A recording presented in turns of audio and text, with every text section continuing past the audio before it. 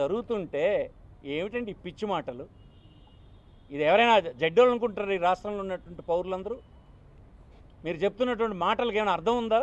భూమి తీసుకోవడానికి జగన్మోహన్ రెడ్డి అంట ఇవన్నీ చేస్తున్నట్ట. చేతకాని దద్దమ్మలై ఏనాడు రైతులకు ప్రయోజనం ఇచ్చే పని ఒక్కటి చేపట్టలేక ఎంతసేపు రియల్ ఎస్టేట్ వ్యాపారం కోసం రాజధానిని తగలబడి 5 సంవత్సరాలు తగలబెట్టిన మీరు 5 సంవత్సరాలు నిరంతరం భూమి రైతులు వారి ప్రయోజనాలు అనేది వైపు పనిచేసిన జగన్మోహన్ రెడ్డికి పొంతనా అని అడుగుతున్నారు. జగన్మోహన్ రెడ్డి భూమి తీసుకున్నాడా, భూమి హక్కుల్ని ప్రజలకు ఇచ్చినాడా ఒకసారి మీరు చూడండి. ఈ రాష్ట్రంలో స్వాతంత్రం వచ్చిన తర్వాత ఈ 75 సంవత్సరాల్లో పంపిణీ చేసినటువంటి భూమి 26 లక్షలుంటే ఆ భూమిని సర్వహక్కులు భూమి ఇచ్చినటువంటి నిరుపేదలకు ఇవ్వాలని చట్టాన్ని సవరణ చేసి ఆ ఇచ్చే కార్యక్రమాన్ని చేపట్టినటువంటి జగన్మోహన్ రెడ్డి పేదలకు భూమి హక్కులన్నీ ఇచ్చేస్తే జగన్మోహన్ రెడ్డి భూమి తీసుకున్నట్లాగా నీకు కనిపిస్తున్నాడా? స్వాతంత్రం వచ్చి ఇప్పటి వరకు ఇల్లు కనీసం లేదని బాధపడుతున్నటువంటి పేదలకి 12,800 కోట్ల రూపాయలు ఖర్చు పెట్టి భూమి కొని 31 లక్షల మందికి హౌస్ సైట్స్ ఇచ్చినటువంటి గొప్ప నాయకుడు జగన్మోహన్ రెడ్డి అయితే అతను పేదల దగ్గర నుంచి భూమి తీసుకుని ఇచ్చినట్లు నీకు కనిపిస్తున్నాడా?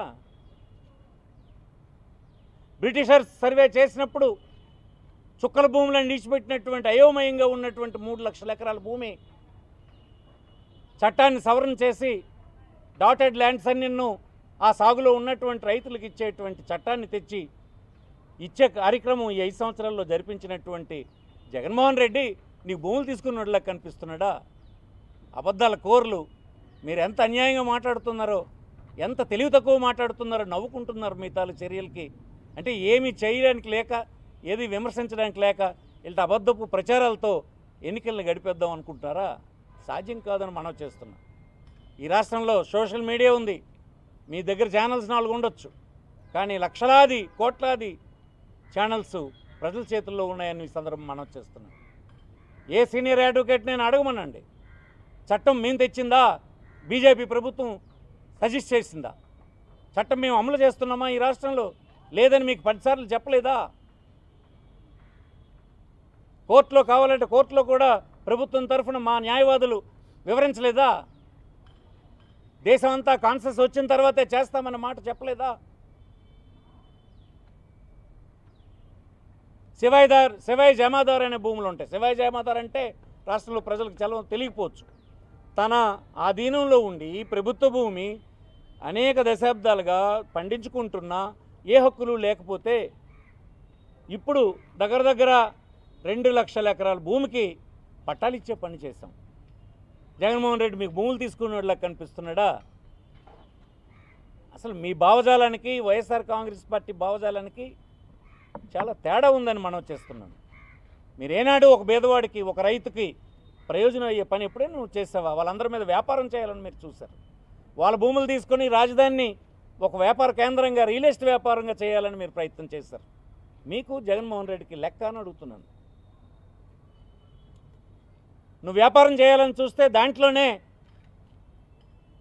5 లక్షల మంది నిరుపేదలకు ఇళ్ల స్థలాలు ఇచ్చినటువంటి వాడు భూములు తీసుకున్నవాడు అవుతాడా? మీ ఆలోచనలు, మీ ఆరోపణలకు ఏమైనా అర్థం ఉందా అని అడుగుతున్నాను నేను. ఎప్పటికైనా విజ్ఞులైనటువంటి వాళ్ళు సమాజాన్ని తప్పుతో పట్టించడం అనేది నేరమని ఈ సందర్భం మనం చేస్తున్నాం. ఈ రాష్ట్ర ప్రభుత్వం టైటిలింగ్ యాక్ట్ని అమలు చేయదు.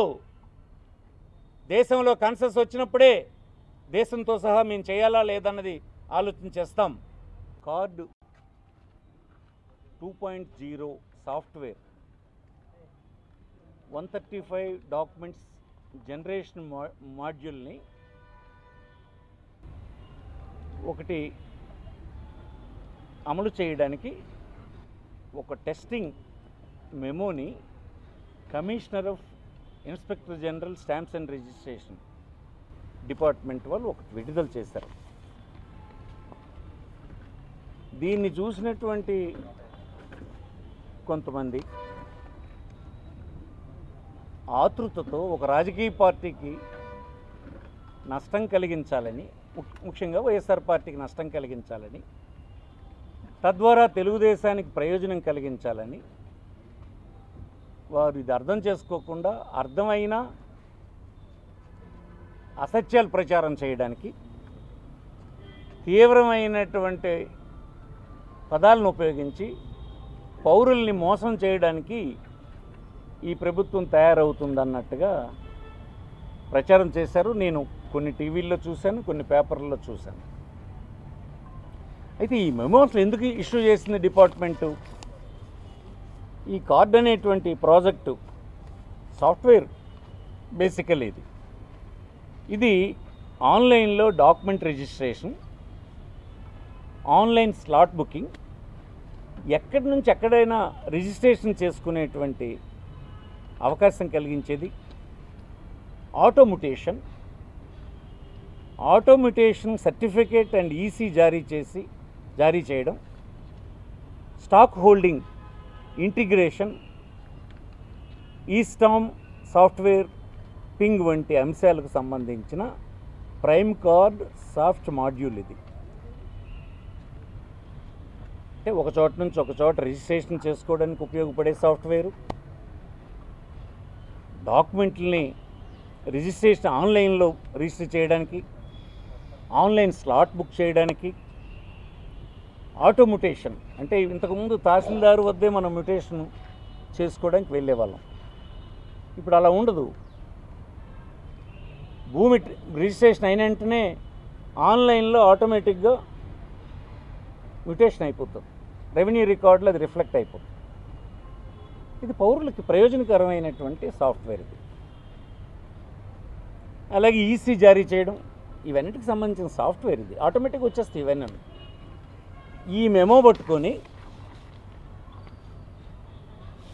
అడ్డగోలుగా అర్థం లేనటువంటి ఆరోపణలన్నీ చేస్తూ రాష్ట్ర ప్రజలందరికీ తప్పుదారి పట్టించాలని ప్రయత్నం చేస్తూ ఉన్నారు.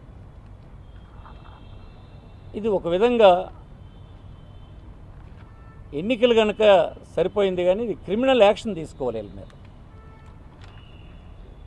దేశంలో అనేకమైనటువంటి ప్రభుత్వాలు అందుబాటులోకి వస్తున్నటువంటి టెక్నాలజీని ఉపయోగించుకొని పౌరులకి పడుతున్నటువంటి ఇబ్బందులు తొలగించడానికి ప్రభుత్వాలు ఇట్లాంటి అప్డేట్ చేసుకుంటూ ముందుకు వెళ్తూ ఉంటాయి. అందులో ఒక చిన్న భాగం ఇది. దీన్ని పట్టుకొని జగన్మోహన్ రెడ్డి భూములు లాగేసుకుంటాడు. ప్రజల ఆస్తుల్ని జాగ్రత్త పడండి అని చెప్పే ఒక అతి తెలివి కలిగినటువంటి వాళ్ళు చెప్పడం, న్యాయవాదులను పేరు చెప్పుకొని అన్యాయంగా మాట్లాడడం, సమాజాన్ని తప్పుదారి పట్టించడం, ఇదేనా చైతన్యవంతులు చేయాల్సినటువంటిది?